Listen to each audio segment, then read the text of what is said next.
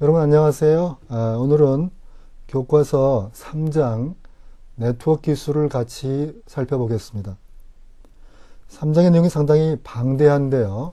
일단 3장의 내용이 무엇인지 한번 같이 볼까요? 첫 번째로 네트워크 분류 및 형태라는 것이 첫 번째 얘기입니다. 요즘은 조금 유행이 지나서 사용하는 사람들이 좀 적어졌습니다만은 OSI라는 얘기가 있고요. 이게 이제 네트워크를 이해하는데 기본 개념이기 때문에 여러분도 이 얘기를 좀 아실 필요가 있습니다. 두 번째로 로컬 에리어 네트워크입니다. 우리말로는 근거리 통신망 이렇게 되죠. 그 다음에 세 번째는 맨입니다. 메트로폴리탄 에리어 네트워크라고 부르는데요. 맨이 뭔지 하는 얘기를 세 번째로 하게 됩니다. 아마 오늘 이 맨까지 말씀을 드리게 될 것 같고요.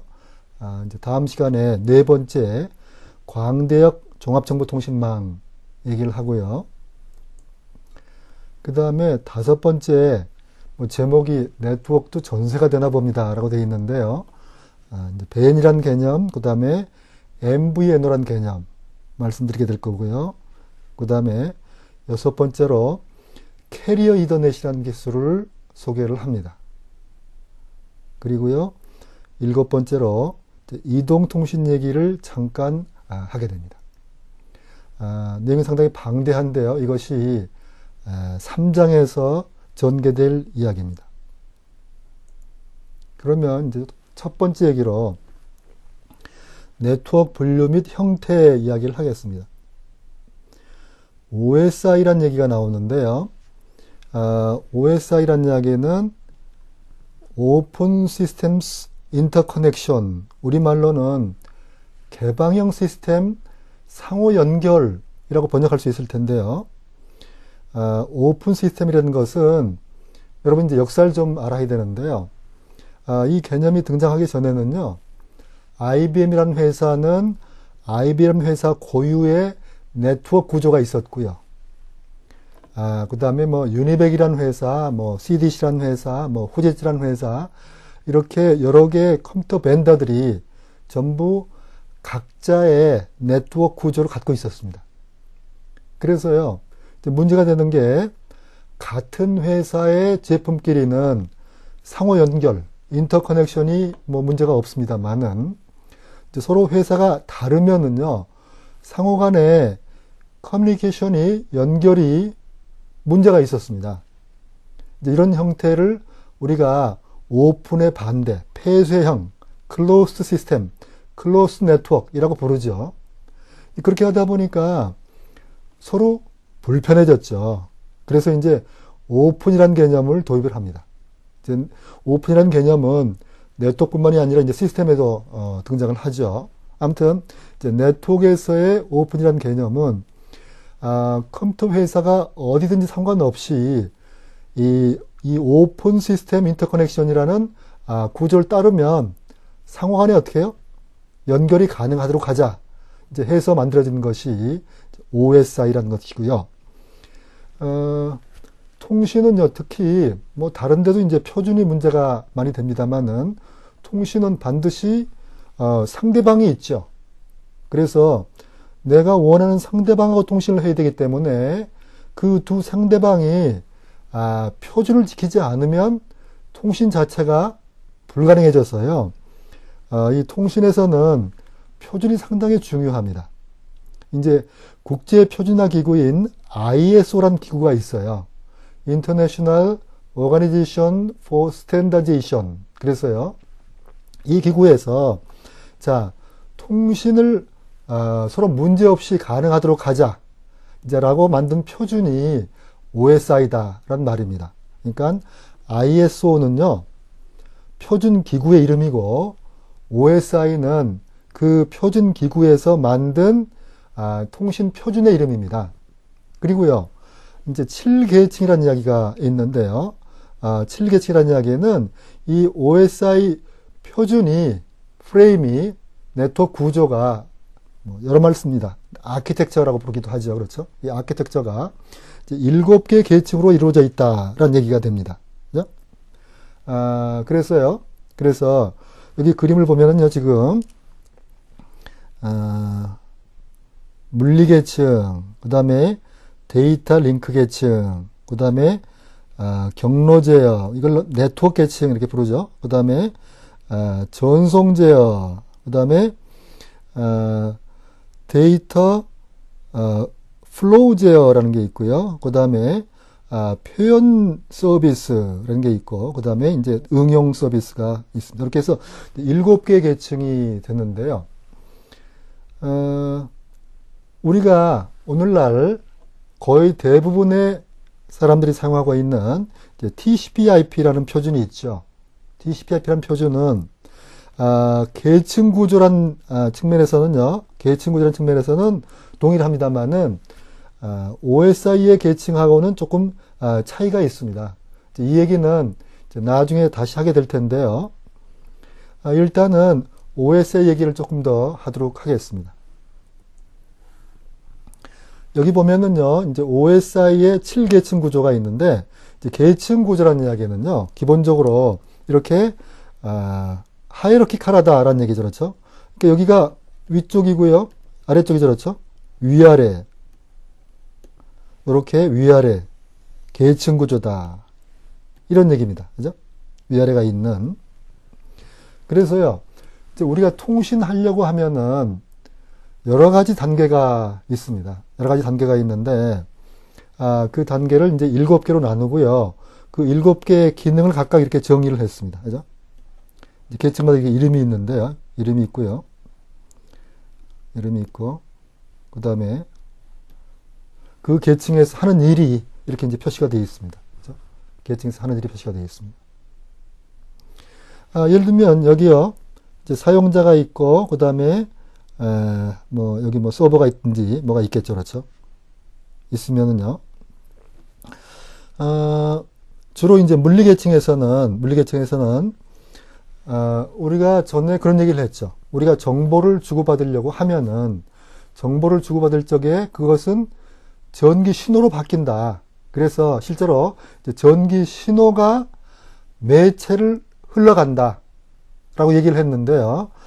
그래서 그 전기 신호가, 예를 들면 볼테이지는 얼마고, 그 다음에 결국 1, 0를 나타내야 될 텐데, 1은 어떻게 표현하고, 0는 어떻게 표현하고, 그 다음에 이제, 우리가 커넥터를 써서 이제 2개의 기기를 이렇게 서로 연결하려고 하면은, 그 커넥터의 크기는 어떻고, 커넥터에 보면 여러분이 핀이 있죠, 그렇죠? 핀은 몇 개고, 핀의 굵기는 있죠. 어떻게 돼 있고, 그 다음에 각 핀이 하는 역할은 뭐고, 이런 것들을 정의를 해야 돼요. 그것이 이제 물리계층입니다. 그죠? 물리계층이고요. 이거는 이제 문자 그대로 물리적인, 정기적인 신호의 특성에 대해서 이제 표준화를 한 거죠. 한 거고요. 그 다음에, 데이터 링크 계층이 있습니다. 이 데이터 링크 계층이 있는데, 데이터 링크 계층은요, 여기 보면 이제 이걸 이제 프레임이라고 부르는데요. 그러니까 나하고 바로 이웃하고 있는 아주 일반적인 용어는 이제 우리가 노드라는 용어를 씁니다. 그죠? 그러니까 나하고 바로 이웃하고 있는 노드 사이에 정보를 주고받을 적에 그냥 정보가 있으면 보내고 없으면 안 보내고 그다음에 이게 마음대로 할 수는 없는 거죠. 그러니까 정보를 항상 정확하게 효율적으로 보내려고 하면은 둘 사이 약속이 필요하죠. 그렇죠? 약속이 필요합니다. 이제 그런 약속을 우리는 데이터 링크 계층이라고 부릅니다. 데이터 링크란 말 자체가요. 이제 데이터를 보낼 적에 바로 이웃하고 연결되어 있는 것을 이제 우리가 데이터 링크라고 얘기를 하고요.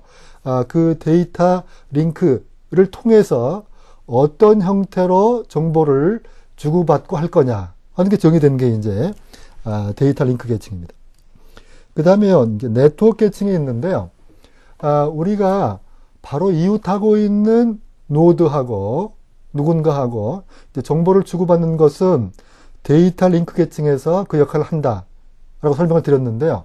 그거 말고 사실은 항상 내 바로 이웃하고만 통신하는 것이 아니라 전 세계 어디 있는 누구하고든지 간에 어떻게 우리가 통신을 해야 되죠. 그렇죠? 그러려고 하면은 사실 중간중간 누군가 중계를 해줘야 돼요. 중계를 해줘야 되고요. 이제 그 경우에 어떤 규정에 의해서 어떻게 중계할 것이냐. 그래서 최종 목적지를 정확히 찾아갈 것이냐. 그런 게 이제 네트워크 계층에서 하는 일입니다.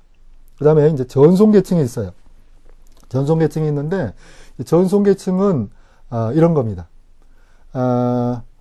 우리가요, 이제 어떤 노드에서, 어떤 단말기에서, 예를 들면 어떤 서버로 갔다. 통신을 하기 위해서 연결됐다. 라고 하면은요, 사실 이제 서버에는 어플리케이션이 여러 개 있을 수가 있죠. 그렇죠? 그러니까 네트워크 계층은요, 어떤 서버까지 데이터를 전송하는 것을 이제 책임을 지는데, 이 트랜스포트 계층은요, 그러니까 이걸 이제 엔드 투 엔드라고 부르는데요. 그러니까 전송 쪽에 어떤 어플리케이션, 그 다음에 수신하는 쪽에 어떤 어플리케이션, 그게 이제 경우에 따라서 뭐, 이제 클라이언트, 서버 이렇게 부를 수도 있습니다만은, 그 둘 사이에, 어떻게 정보를 잘 전송할 거냐, 그런 거죠. 예를 들면 이제 하나의 서버에서요, 여러분이 잘 아는 뭐, 이게, FTP, 그러니까 뭐, 파일을 주고받고 하는, 파일 트랜스퍼를 이게 서비스할 수도 있고요. 그 다음에 뭐, 메일을 서비스할 수도 있고요. 뭐, 웹을 서비스할 수 있고, 여러 가지 서비스가 있을 수가 있죠. 그 중에서 이제 어떤 서비스하고 내가 연결되느냐, 이제 그것까지 관장을 해주는 것이, 전송 계층에서 하는 일입니다. 그 다음에 이제 세션 계층은, 자, 그래서 어떤 서비스, 이제 어플리케이션이라는 용어를 많이 쓰는데, 어떤 어플리케이션하고 이렇게 연결이 돼서, 처음에 이제 어떻게 뭐 인사 나누고, 그 다음에 뭐 이제 이 데이터를 주고받고, 그 다음에 이제 다 끝나면 어떻게 할 거냐. 이제 그런 걸 우리가, 세션이라고 부릅니다. 그러니까, 누군가하고, 뭐 처음 만나서 얘기를 하고, 얘기하는 것은 어떻게 할 거냐. 그러니까 얘기를 어떻게 하자는 얘기는요, 이런 얘기가 있습니다. 그러니까 A하고 B가요, 이제 만나서 얘기한다고 하면은 A하고 B가 서로 얘기하려고 하면 충돌이 나겠죠, 그렇죠? 그러니까 이 경우에는 A가 먼저 얘기하고 A 얘기가 끝나면 B가 얘기하고 또 다시 A가 얘기하고 이런 걸 사전에 약속을 해야 돼요. 이제 그런 거를 이제 세션 계층에서 하게 됩니다. 그 다음에요, 이제 프레젠테이션 계층이 있는데요. 이거는 이제 표현 계층이라고 부르죠.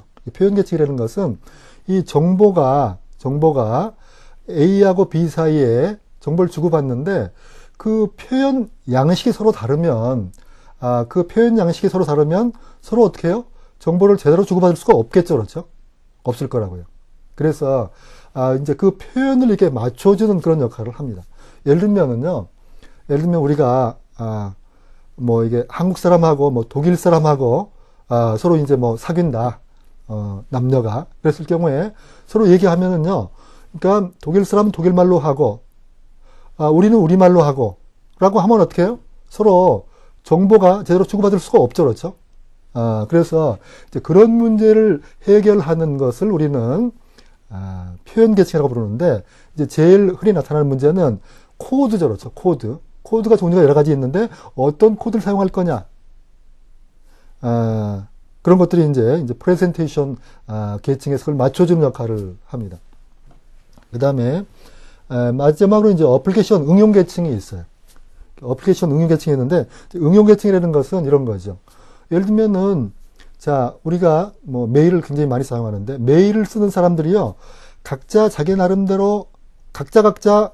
대로 메일을 주고받는다. 라고 가정을 해보세요. 그러면 두 사람 사이에 그렇게 하는 건 문제가 없습니다만은, 자, N 대 N 간에 메일을 상호 호환적으로 주고받으려고 하면은 어떻게 메일을 처음에 어떻게 하고 뭐 처음에 이런 거죠. 우리가 우표를 어디다 붙이고 그다음에 뭐 인사말은 어떻게 하고 그다음에 뭐 여러 가지 이제 서로 약속을 해야지만 되죠. 그렇죠? 뭐 메일도 마찬가지고 아까 이제 잠깐 얘기 나온 뭐 파일을 트랜스퍼하는 얘기도 마찬가지고 다 마찬가지입니다. 아무튼 뭔가 이제 응용 계층에서도 그 응용들이 통일되어 있도록 돼 있지 않으면 서로 정보를 주고받는데 문제가 생길 수가 있죠. 그래서 그걸 맞추는 그런 통일된 이제 그런 게 필요하죠. 그래서 이제 이 어플리케이션, 응용 계층은요, 실제 굉장히 종류가 많죠. 그렇죠? 종류가 많습니다. 종류가 많은데, 일단 계층 1, 계층 2, 계층 3, 여러 가지 종류가 있고요. 종류가 있고, 그 다음에, 지금 얘기한 이제 응용 계층도요, 굉장히 그 여러 가지 종류가 있습니다. 여러분이 이제 이 정도까지 우선 얘기를 하고요. 다음 슬라이드를 볼까요? 자, 아까 말씀드린 대로 ITU라는 것은 국제통신연합이고요. 정보통신을 표준화하는 그런 기구들이요. 가장 대표적인 것이 이제 ITU고요. 그 다음에 IEEE, 그러니까 E자가 이제 3개 있는데 이걸 트리플이라고 읽습니다. 그죠? 이거는 학회입니다. 그러니까 미국 전기전자 기술자 협회라고 되어 있는데요. 이거는 이제 뭐 미국 얘기뿐만이 아니라 아무튼 전 세계적으로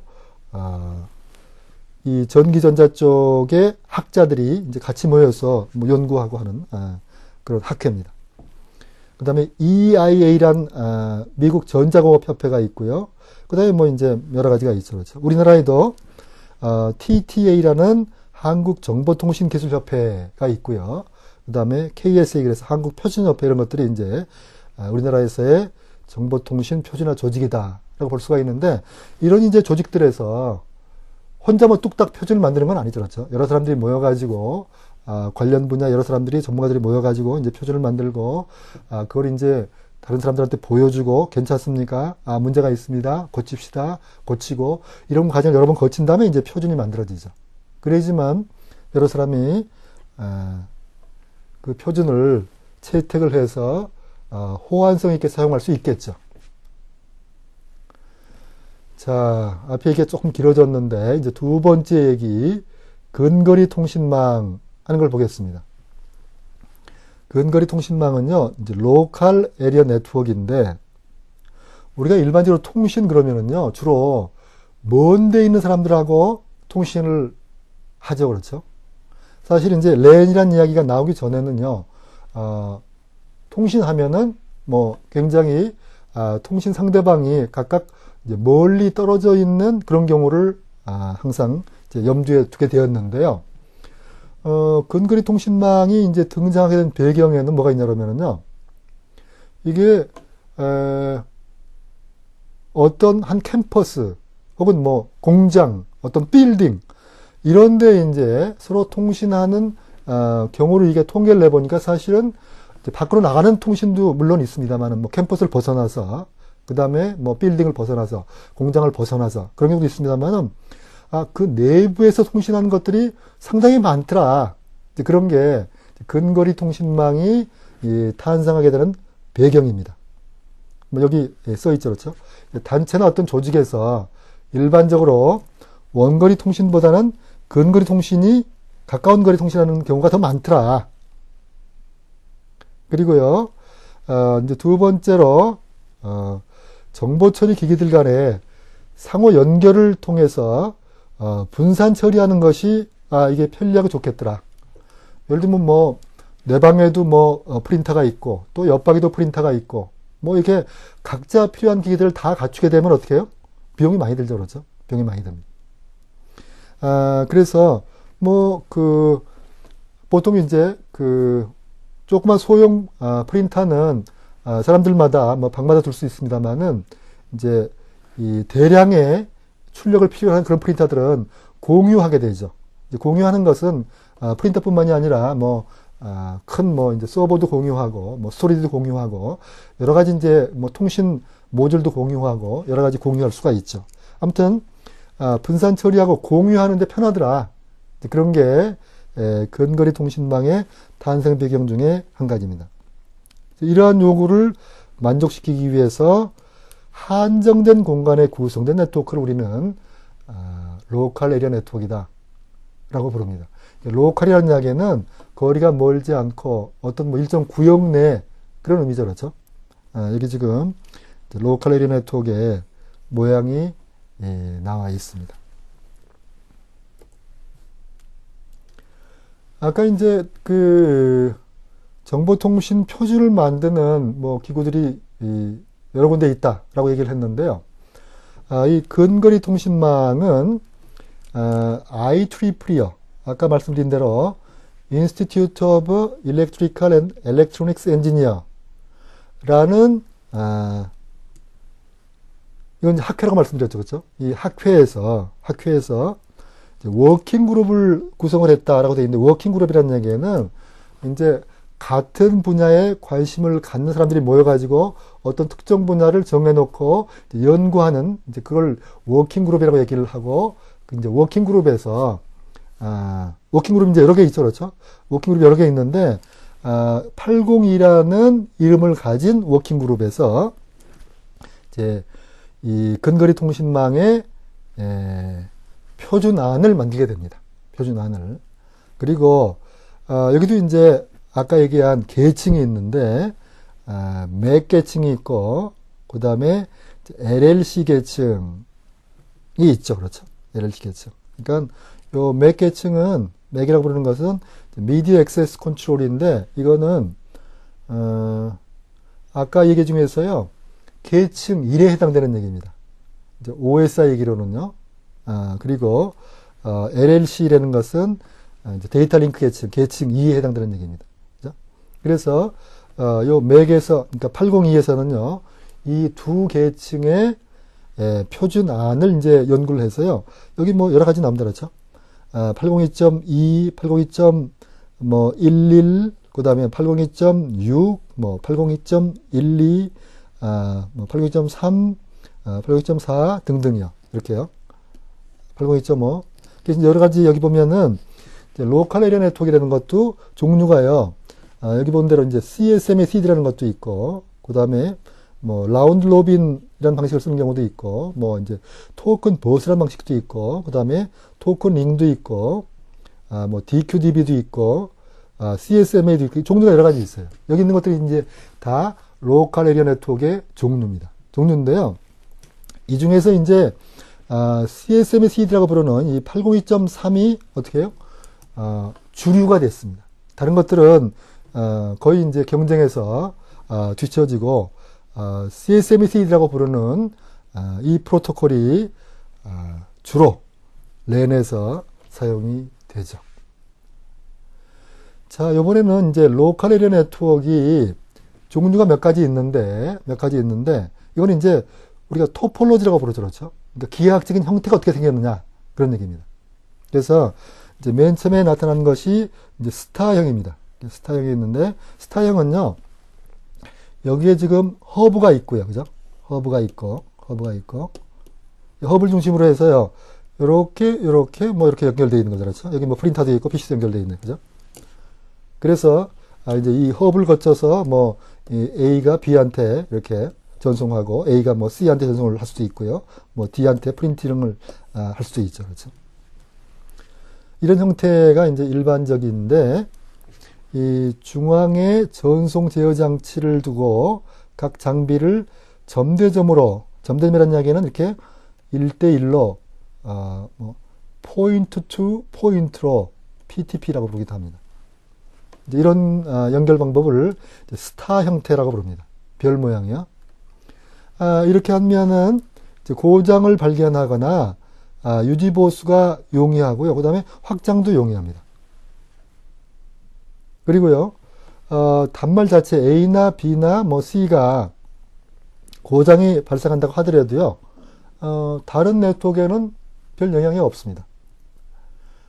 그렇지만 이제 여기 아까 허브라고 말씀드렸는데, 이 허브가 이제 망가졌다. 그러면 뭐 네트워크 전체가 문제가 생기죠. 그렇죠? 그리고요, 이제 통신량이, 트래픽이 엄청 많아지면 이건 이제 지연, 딜레이의 발생 가능성이 있다라는 얘기입니다. 그 다음에 버스 형태가 있어요. 이 버스 형태는 문자 그대로요, 이렇게 이제 버스처럼, 이걸 버스라고 그러죠. 버스라고 얘기를 하는데, 이 버스에 이렇게 연결되는 거예요. 그죠? 버스에. 이제 아주 초창기에는 뭐 이제 이런 형태가 있었는데요. 이제 지금은 로컬 에리어 네트워크 이렇게 버스 형태로 구성된 경우는 별로 없습니다. 그 다음에 이제 트리 형태가 있어요. 이렇게요. 뭐 나무 모양이 그렇죠. 이런 트리 형태가 있고요. 그 다음에 이렇게 이제 링 형태도 있습니다. 그죠? 링 형태. 링을 따라서 이렇게 정보가 이게 전송되는 링 형태가 있습니다. 이렇게 여러 가지 토폴로지가 있는데 현실적으로 이제 가장 많이 사용되는 것은요. 좀 전에 본 스타 형태인데요. 사실 이제 이 스타 형태에는요. 겉보기 모양은 스타 형태고요. 실제로 이제 전송이 일어나는 모양을 보면 이 버스 형태예요. 그러니까 이걸 이제 스타 쉐입트, 스타 모양의 버스형이라고 부르고요. 이게 이제 오늘날 로컬 에리어 네트워크의 주류를 이루고 있습니다. 그렇죠? 자, 그 다음에요. 로컬 에리어 네트워크를 만들려고 하면은요, 뭐가 필요합니까? 이제 전송 매체가 필요하죠, 그렇죠? 전송 매체가. 그래서 전송 매체를 보는데, 우리가 앞에서 일반적으로 통신 매체를 본 적이 있습니다만은, 그때 대부분 설명을 드렸죠, 그렇죠? 그러니까, 이제 트위스트 페어라는 게 이용이 되고요. 이렇게 두 줄의 도선을 쌍으로 꼬아서 만든 케이블. 이렇게 만들면은요, 이제 어느 정도 잡음에 대한 내성, 완벽한 건 아닙니다만은 그런 게 있고요. UTP라고 부르죠. 그리고 차폐를 잘한 STP도 있습니다. 그죠? STP. 이건 STP고, 뭐 UTP라고 되어 있는데, 물론 이제 값은 어떻게 해요? 값은, 쉴드한 것이 비싸고요. 그 다음에 성능은 쉴드한 것이 좋습니다만은, 실제로는 UTP가 더 많이 사용됩니다. 왜냐면은, 가격도 싸고요. 그 다음에 시공도 간편하니까요. 그 다음에 동축 케이블도 한번 설명을 드렸는데, 이런 동축 케이블이 사용되는데요. 물론 이 동축 케이블이, 초창기에 로컬 에리어 네트워크에서는요, 초창기에는 이거 좀 사용됐습니다만, 이제 최근에는, UTP 자체가 여러 가지 형태로, 기술적으로 발전하면서 UTP를 주로 사용을 하게 되죠. 그 다음에 이제 광 케이블이 있습니다. 그죠? 광 케이블이요. 광 케이블이 있는데, 이 광 케이블은, 문자 그대로 이제 광을 통해서, 빛을 통해서 정보를 전송하는 거죠. 그래서 그 모양은 우리가 앞에서 한번 본 적이 있고요. 이 광 케이블은 이제 로컬 에리어 네트워크에서 물론 많이 사용됩니다만은, 광 케이블은 로컬 에리어 네트워크뿐만이 아니라 아주 원거리, 해저 간에, 예를 들면 뭐, 우리나라하고 뭐 홍콩, 우리나라하고 일본, 뭐 일본하고 미국 이런 식으로 굉장히 먼 거리에 통신할 적에도 해저에 이 옵티컬 파이버를 깔아서요. 옵티컬 파이버를 깔아서 통신을 하게 됩니다. 그죠? 이건 뭐 굉장히 여러 가지 좋은 점이 많다라고 말씀드렸죠. 전자기 방송에 보관하고요. 그 다음에 대역폭이 넓어서 높은 통신 속도를 얻을 수가 있다라는 얘기고요. 그 다음에 도청이 어려워서 보안이 좋다.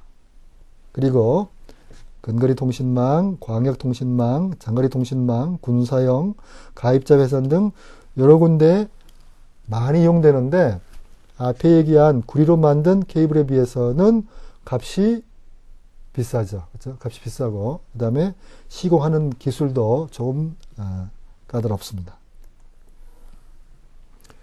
자, 우리가 이제 로컬 에리어 네트워크를 이해하려고 하면은요, 뭘 이해해야 되냐 그러면은, 매체 접근 제어 미디어 액세스 컨트롤을 이해를 해야 돼요. 기본적으로요, 근거리 통신망은 브로드캐스팅 하는 겁니다. 제가 아까, 스타 쉐입드 버스다라고 얘기를 했는데요.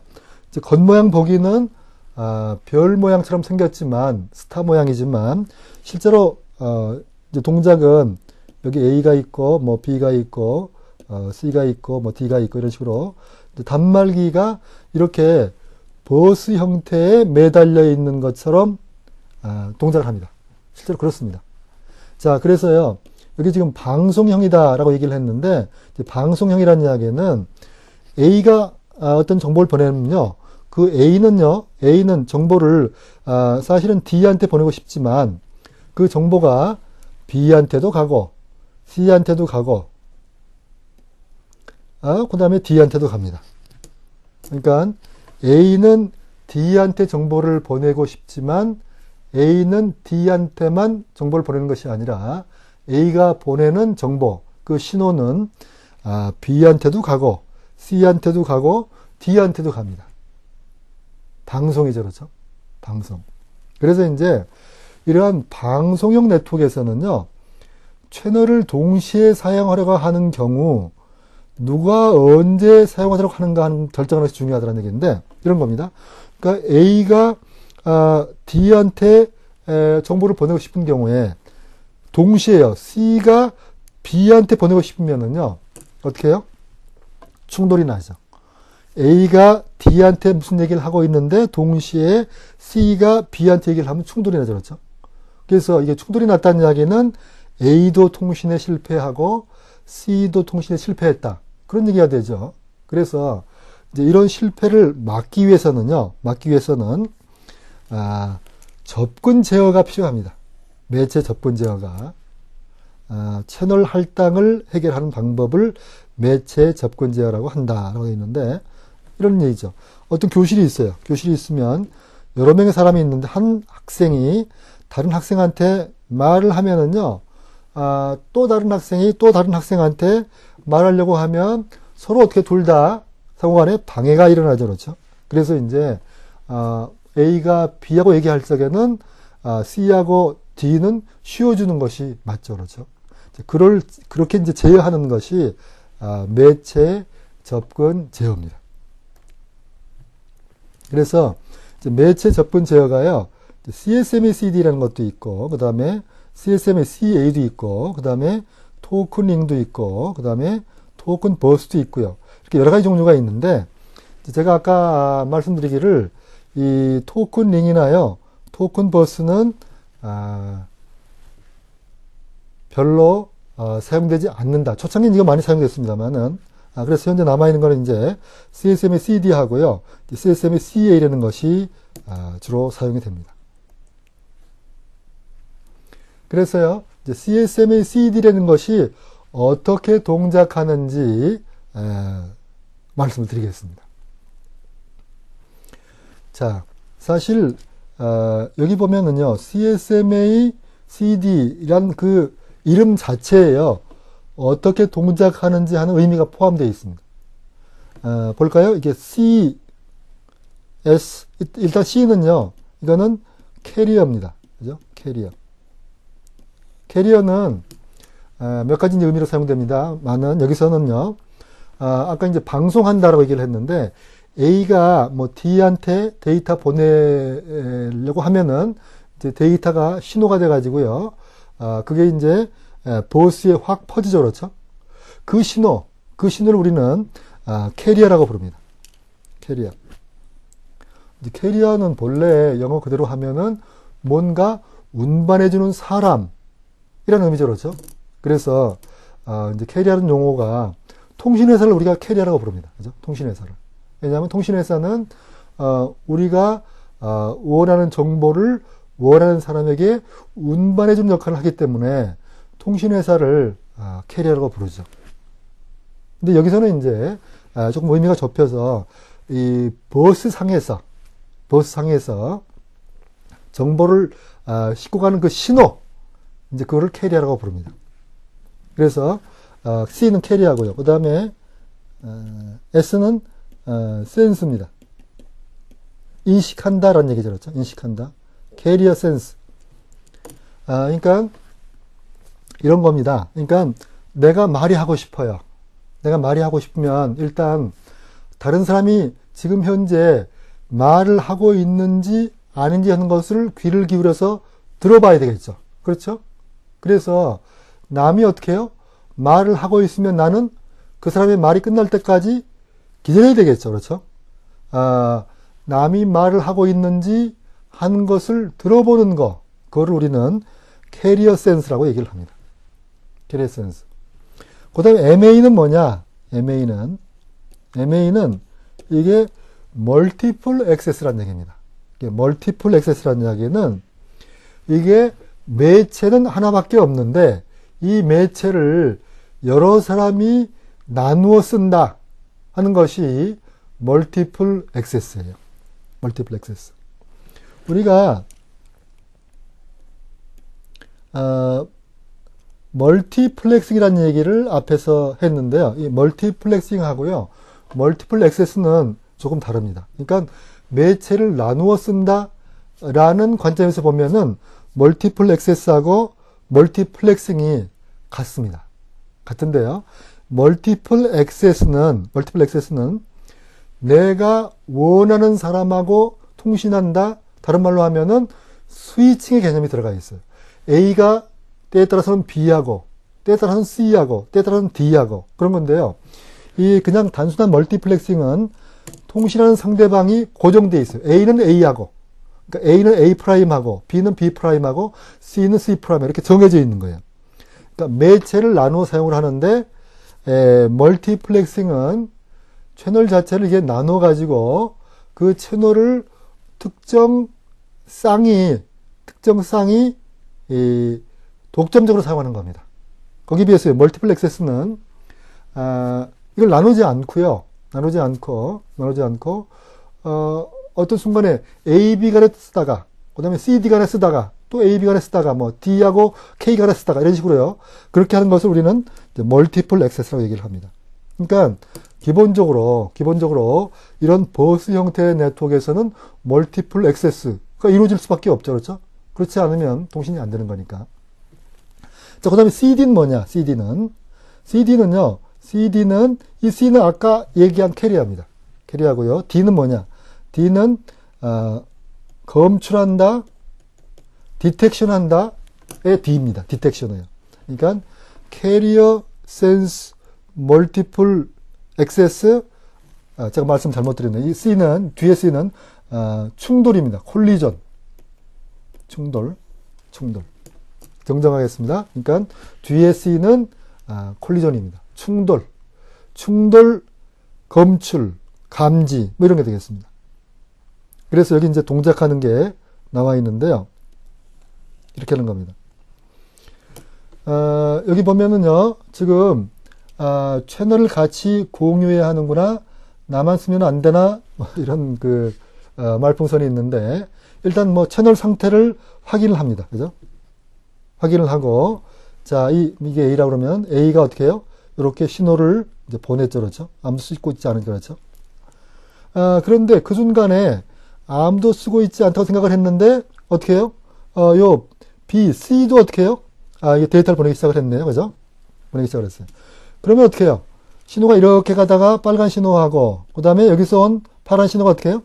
충돌이 나죠. 그렇죠? 충돌이 나요.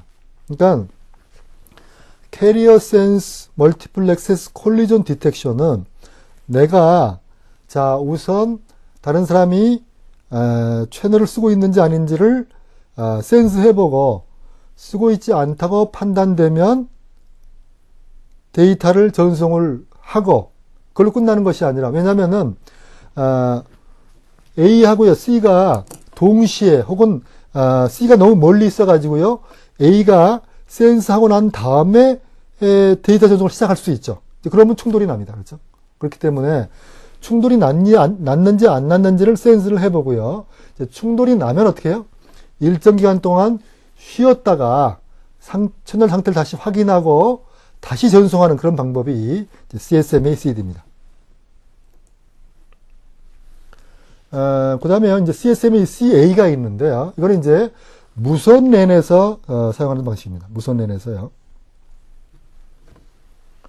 이거는요, 이제 채널의 반송파, 이것도 캐리어죠. 그렇죠? 캐리어를 감지한 후, 이건 이제 무선 쪽인 얘기입니다. 감지한 후, 충돌이 일어나지 않도록 회피하는, 그런 방식입니다. 콜리전, 이게요, C가요, 앞에 CSM이 같고요. C가, 콜리전 A는 어보이드 한다, 피한다, 그런 얘기죠. 콜리전 어보이드 씁니다. 이거는요, CSMA CD 방식과 달리 데이터 전송이 없는 경우라도요, 충돌을 대비해서 확인 신호를 전송하는 방법입니다. 그래서요, 확인 신호를 보내서요, 확인 신호가 충돌 없이 전송되어야만 이제 실제 데이터를 전송을 합니다. 따라서요, 네트워크 트래픽이 많아지면 충돌 확인 신호의 속도가 느려지고 데이터의 전송도 지연될 수가 있죠. 그렇죠? 여기 지금 그림이 나와 있는데요. 마찬가지입니다. 채널이 사용 중인가? 채널 상태를 확인합니다. 그 다음에 자 신호를 보내보자. 그 다음에 충돌이 났네. 여기 이제 이 신호를 보냈더니요. 이렇게 신호가 가서요. 여기서 나온 신호가 충돌하겠죠. 그렇죠? 충돌이 났네. 충돌이 났습니다. 그렇죠? 충돌이 났어요. 그러면 그 다음에 충돌 감지 후 백업 알고리즘이 동작합니다. 앞에서도 마찬가지인데요. CSM의 CD도 마찬가지인데 백업 알고리즘이라는 이야기는 이런 겁니다. 그러니까 A가요. 데이터 보내고 그 다음에 뭐 C도 데이터 보내가지고 충돌이 났어요. 그러면 이제 일정 시간 뒤에 다시 A도 보내고 C도 보내면 또 충돌이 나겠죠. 그렇죠? 그래서 이런 충돌이 되풀이되는 것을 방지하기 위해서요. 이제 백업, 뒤로 물러선다 그런 얘기죠. 그렇죠? 뒤로 물러서는데 그 뒤로 물러서는 알고리즘이 A하고 C하고 똑같아서 똑같이 또 전송을 시작을 하면은 반복해서 어떻게 해요? 충돌이 날 수가 있겠죠. 그렇죠? 그래서 이제 이걸 랜덤하게 이 충돌이 나지 않도록 백업하는 시간을 이렇게 조절을 합니다. 그러니까 랜덤하게 하니까요. 어차피 충돌의 확률은 여전히 있습니다만은 이걸 이제 이진 바이너리 백업이라고 얘기를 하는데 충돌의 경우의 수를 한 번 충돌 나면은 경우의 수를 2배로 늘리고 또 충돌이 또 나면 또 2배로 늘리고 그래서 2배, 4배, 8배, 16배 이렇게 충돌의 가능성을 점점 줄여주는 그런 방식이 이제 바이너리 백업인데요. 이 정도로만 설명을 드리겠습니다. 그죠? 이 정도로만 설명을 드리고 여기 백업은 그런 의미입니다. 그렇죠? 또 마찬가지로 채널이 사용 중인가? 랜덤 대기한다 그랬죠. 그죠? 그러니까 그 대기 시간이요. 이제 랜덤하게 대기를 해서요. 재충돌의 가능성을 막는 겁니다. 그렇죠? 여기 이제 랜덤 대기하고 있는 동안에 요 A가요. 그렇죠? 또 보내고 이제 A가 그러니까 이 채널 상태 확인을 하기 위해서 신호를 보내고 그다음에 이제 데이터를 보내고 이런 경우죠. 그렇죠? CSM이 CD입니다. 이것도 사실은 뭐 이제 여러 가지 변형이 있을 수가 있어서 여러 가지 뭐 경우의 수를 따져봐야 되는데 이 정도까지만 말씀을 드리겠습니다. 그 다음에 이제 토큰링이 있는데 토큰링은 이렇게 둥그런 링을 통해서 데이터를 보내는 건데 이것도 이제 충돌이 나지 않게 하려고 하면은요 토큰 옛날에 우리 왜 버스 탈 적에 토큰 냈죠, 그렇죠? 이것도 마찬가지입니다. 이렇게 이제 링을 타려고 하면은 토큰을 가진 사람만이 이 링을 이용을 해서 이제 데이터 보낼 수 있는 권리가 있습니다. 이제 그런 방식을 쓰는데 토큰은요 하나밖에 없어요. 옛날에 우리 버스 탈 적에는 나도 토큰 내야 되고 그다음에 친구도 토큰 갖고 있고 이렇게 되는데 여기서는요 토큰은 하나만 있고요. 내가 어떻게 해요? 보낼 데이터를 다 보내고 나면은 그 토큰을 다른 사람한테 양보하고 그 사람이 토큰을 받아서 또 데이터 전송하고 끝나고 나면 그 다음에 또 다른 사람한테 인계하고 이렇게 하는 것이 이제 토큰 링입니다. 뭐 토큰 버스도 비슷합니다. 다만 이제 매체가 이렇게 버스 형태로 되어 있다는 얘기인데요. 이거는 토큰 링하고 이더넷이 결합된 형태라고 얘기를 했는데 물리적으로는 버스 형태지만 논리적으로는 이제 링입니다. 그죠? 논리적으로는. 그래서 이 논리적인 링을 통해서 어떻게 해요? 논리적인 링을 통해서. 그러니까 이게 물리적으로는 이제 버스잖아요. 그죠? 그렇지만 그 토큰을 이게 논리적인 링을 통해서 이렇게 회전을 시킴으로써요. 회전을 시킴으로써 충돌이 나지 않고 데이터 보낼 수 있게 그렇게 하는 겁니다.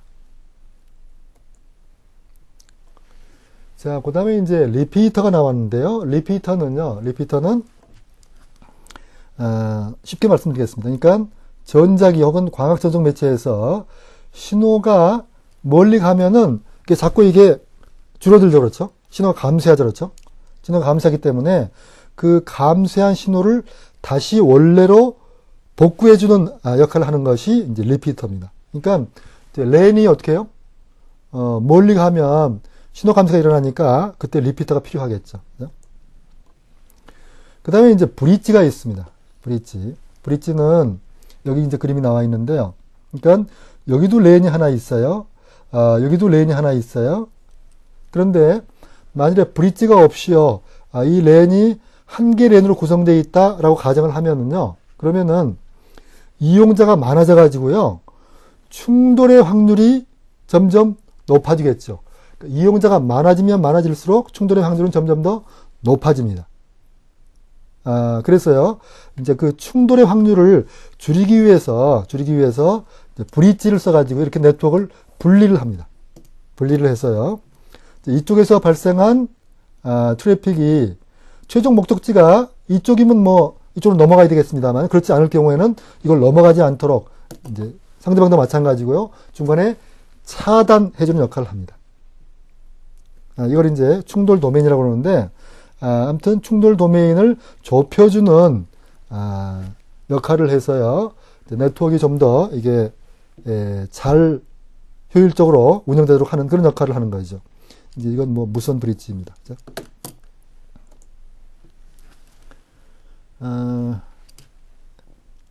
브릿지는 데이터 링크 계층에서 동작을 한다라는 얘기고요. 아까 얘기한 리피터는 맥 계층에서 동작을 합니다. 그렇죠? 맥 계층에서. 뭐 이 정도까지 얘기를 하겠습니다. 그 다음에 이제 스위치가 있습니다. 스위치가 있는데, 이제 랜에도 이제 스위치가 있고요. 여기 지금 뭐 L2 스위치, L3 스위치, L4, L7 이런 스위치들이 있는데요. 이 스위치는 문자 그대로요, 스위칭 해주는 겁니다. 그러니까 A가 B한테 데이터 보낼 경우에는 A하고 B를 이렇게 연결을 시켜서 A가 보낸 데이터는 브로드캐스팅이 안 되고 B한테만 가도록 하는 그런 역할을 합니다. 그걸 스위치라고 하니까요. 스위치를 쓰면은, 앞에 브릿지를 쓰는 경우보다 훨씬 더 어떻게 해요? 데이터가 원활하게 전송이 가능합니다. 그죠? 그래서, 이제 스위치는 여기 보면은 뭐 L2 스위치도 있고요. L3, L4, L7 이런데 여기서 L은 이제 레이어입니다. 레이어 2 스위치, 레이어 3 스위치, 레이어 4 스위치, 레이어 7 스위치 이렇게 되는데요. 이거는 여기서 얘기하는 레이어는 아까 우리가 OSI 얘기할 적에 얘기한 계층입니다. 계층 2에서 스위칭하는 거, 계층 3에서 스위칭하는 거, 계층 4, 계층 7에서 스위칭하는 이런 스위치들이 종류가 여러 가지가 있습니다. 여기 이제 L2 스위치를 보여주고 있고요. 그 다음에 L3 스위치를 보여주고 있습니다. L3는 이제 우리가 뭐 네트워크 환경에서요, IP 주소를 이용해서 스위칭을 한다라는 얘기죠. 그죠? L4 스위치는 이제 TCP, UDP의 포트 번호까지 검사한다 그런 의미입니다. 그래서 전송 계층에서 스위칭하는 겁니다. 요 그림 보시면 여러분이 이해할 수 있을 거예요. 그죠? 여기서 이제 스위치가 여기 있는데 이게 일로 갈 거냐, 일로 갈 거냐, 일로 갈 거냐 이런 것까지 이제 그 트래픽을 분산하는데 여기 이제 이 로드 밸런싱을 하는데 그런 기능을 합니다. 그렇죠? 그러니까 뭐 어떤 그 서비스 사이트에 굉장히 방문자가 많으면은요, 서버를 몇 개 두고 그 서버에 트래픽이 몰리지 않도록 어떤 특정 서버에 이렇게 이제 분배해주는 그런 역할을 하죠. 그죠? 그 다음에 이제 L7 스위치가 있는데, L7 스위치는요, 일반적으로 L4 스위치가 1에서부터 1024번까지의 포트 번호만 인식을 하는데요. L7 스위치는요, 그 이외의 포트 번호에 대해서 인식이 가능하고요. 고정된 포트 번호를 사용하지 않고 동적으로 포트 번호를 바꾸는 바이러스와 같은 응용 프로그램을 감지해서요, L7 스위치는요, 보안 역할을 할 수도 있습니다. 그죠? 아무튼 응용 계층까지를 인식을 한다라는 얘기입니다. L7 스위치는요.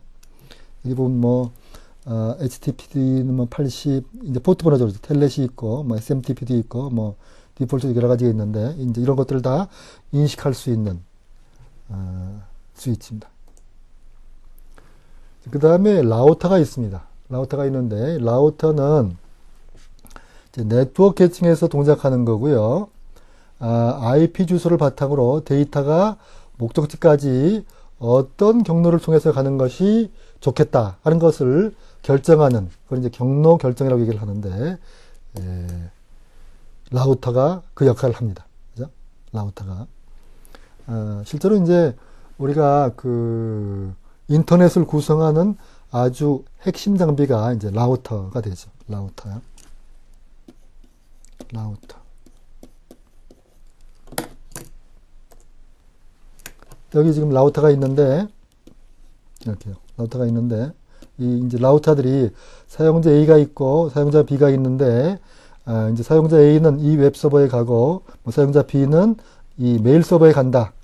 라고 했을 경우에요. 이 라우터에서요, 경로를 1로 보낼 것이냐, 1로 보낼 것이냐, 이제 지금 그림에서는요, 둘 중에 하나입니다만은, 뭐, 경우에 따라서는 뭐, 2개 이상, 뭐, 3개나 4개 어떤 경로를 택할 것이냐를 결정할 수도 있죠. 그렇죠.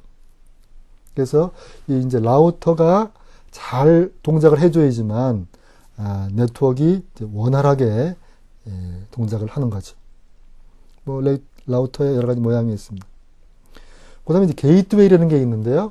게이트웨이는 2개 이상의 다른 종류의 네트워크를 상호 접속을 해서 정보를 주고받을 수 있게 하는 건데요.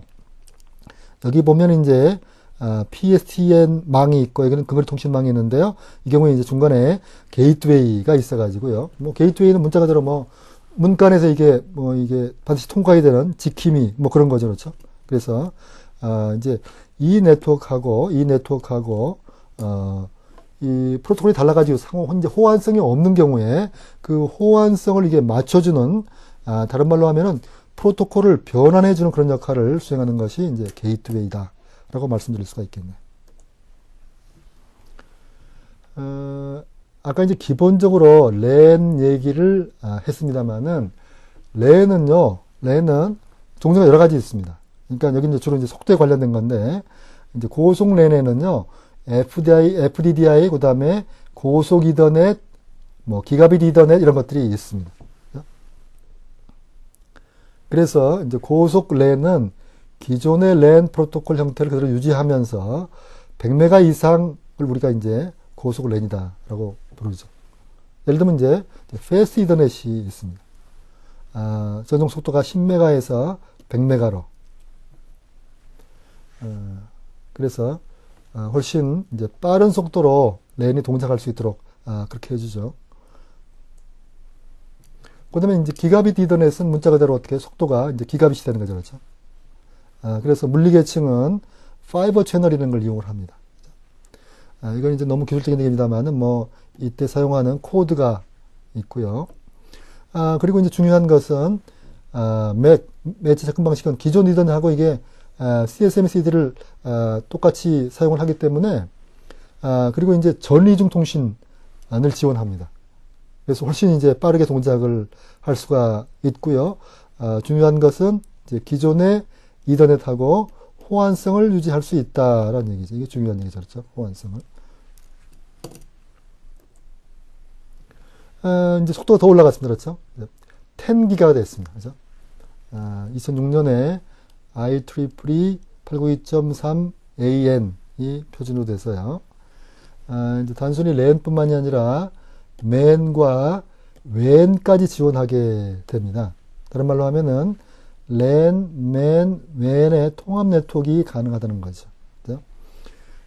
가격은 좀 비싸지만 가장 경제적인 대안이다라고 얘기를 했는데, 종전에 이 기술이 등장하기 전에 이제 고속 전송을 위해서 사용하던 이제 소넷이란 그 프로토콜이 있는데요. 이 방법에 의해서 비용이 훨씬 저렴합니다. 그 다음에 이제 뭐 100기가 이더넷이 있어요, 또, 그죠? 100기가 이더넷. 왜냐면은 이게 3D 고화질 컨텐츠, 이런 거 이제 많이 그 등장을 하니까, 속도가요. 그러니까 3D면 보통 2D 컨텐츠보다, 데이터량이요. 뭐 2배 정도 보통 됩니다. 그죠? 그리고 화질이 높아지면 높아질수록 어떻게 해요? 굉장히, 속도가 높아져야 되죠. 그렇죠? 이제 그런 얘기, 여러분 뭐 일단 속도가 높아진다 하는 것 정도 이해를 하도록 하고요.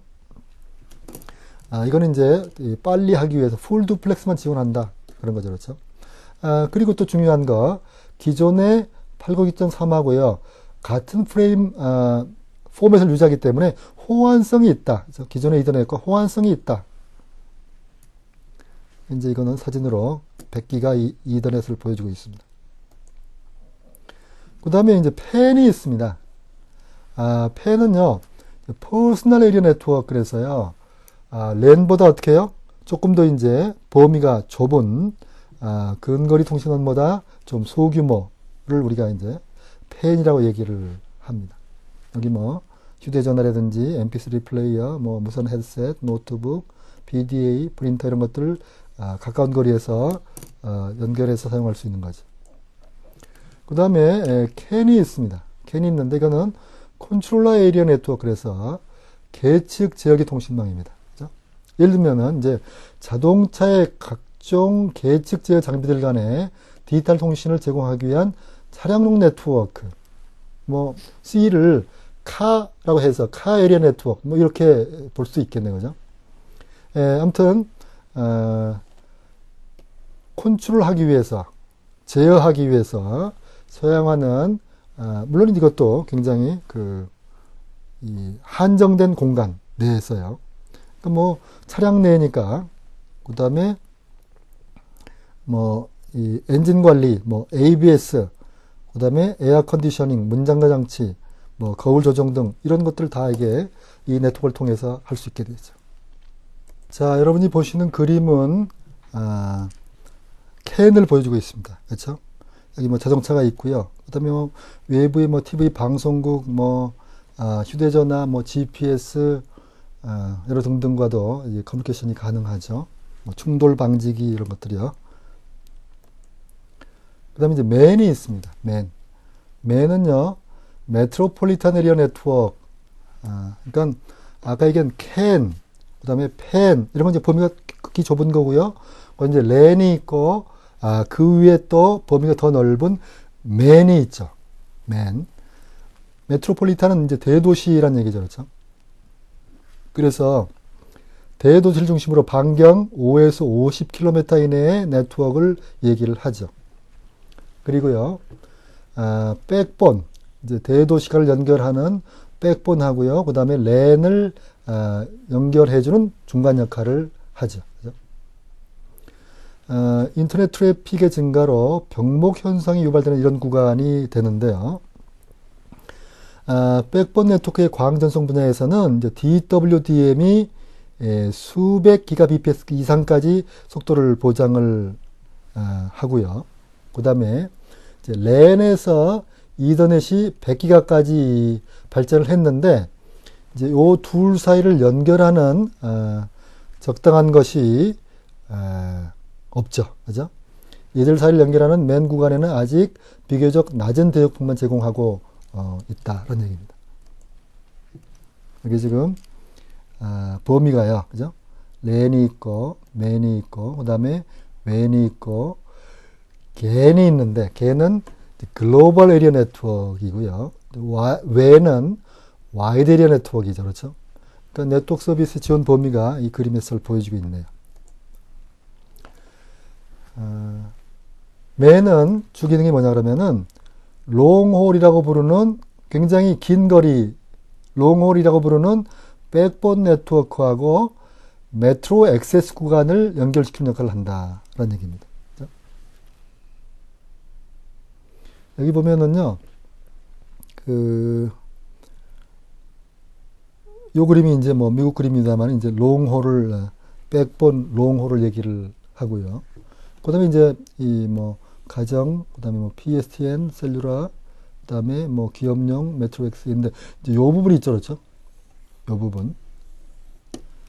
요렇게 이 네트워크하고 그 다음에 이 네트워크를 연결해주는, 그런 역할을 한다. 그래서 메트로 코어라는 용어가 있는데, 메트로 액세스 네트워크와 다른 메트로 액세스 네트워크를 연결하는 그런 기능을 이제 메트로 코어라고 부르고요. 메트로 액세스 네트워크와 백본 네트워크를 연결해주는 기능을 수행을 합니다. 메트로 옵티컬 이더넷은 뭐냐?